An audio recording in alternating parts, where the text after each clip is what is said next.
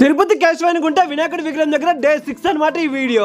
ఈ రోజు వినాయకుడికి ఏ వంటలు చేసి నైవేద్యంగా పెట్టబోతున్నామో చూసేద్దాం రండి. ముందుగా తెల్లారితో 6:30 కంతా నిద్రలేసి ఫ్రెష్ గా స్నానం చేసుకుని ఆ దేవుడికి దండం పెట్టుకుని వంట చేయడం అయితే మొదలు పెట్టాము. ఇక భాస్కర్ ప్రేమ వెళ్ళగానే రైస్ నన్ను పెట్టేసి రైస్ కి నీళ్లు కూడా ఎక్కిచ్చేసాడు. అంతలోపల వేడిగా టీ తెచ్చిచ్చారు, సమ్మగా తాగేసాము. ఇక ఈ రోజు తెల్లారితో నైవేద్యానికి వచ్చేసి 15 కేజీల పులిహోర అయితే చేయబోతున్నాము. మీ గ్యాంగ్ లో బాగా పులిహోర కలిపి ఫ్రెండ్ పేరు అంటే కింద ఒక కామెంట్ చేయండి. అలాగే రైస్ మొత్తాన్ని వంచేసి 2 అండిలో సెపరేట్ గా ఆరబెట్టేసాము. అలాగే ఆయిల్ లో పీనట్ కాజు ఫ్రై చేసుకుని పక్కన పెట్టినేసాము. ఇక పులిహోరకి కావాల్సిన అన్ని రకాల తాలింపులు వేసి దాంట్లోకి చింతపండు పులుసు పోసి బాగా ఉడకబెట్టి రైస్ మీద పోసి కలిపేసాము. అలాగే పైన 1 లీటర్ నెయ్యి కూడా పోసేసి దేవుడికి నైవేద్యం పెట్టేసి మేము కూడా తినేసాము. పులిహోర మాత్రం అద్భుతంగా వచ్చింది. ఇక నైట్ కేమో దేవుడికి నైవేద్యంగా 15 కేజీల వెజ్ బిర్యానీ చేసి దమ్ పెట్టేసాము. మనకు ఈ వినాయకుడి విగ్రహం దగ్గర ప్రతిరోజు ఏదో ఒక పూజ ఏదో ఒక హోమం జరుగుతూనే ఉంటుంది. జనాలు కూడా కుప్పలుగా వస్తున్నారు వీక్షించడానికి. ఇంకా తిరుపతిలో వాళ్ళు ఈ విగ్రహాన్ని ఎవరైనా చూడకపోతే వెంటనే వచ్చి దర్శించుకోండి. ఫైనల్ గా వెజ్ బిర్యానీ కూడా రెడీ అయిపోయింది. దేవుడికి నైవేద్యం ఇచ్చేసి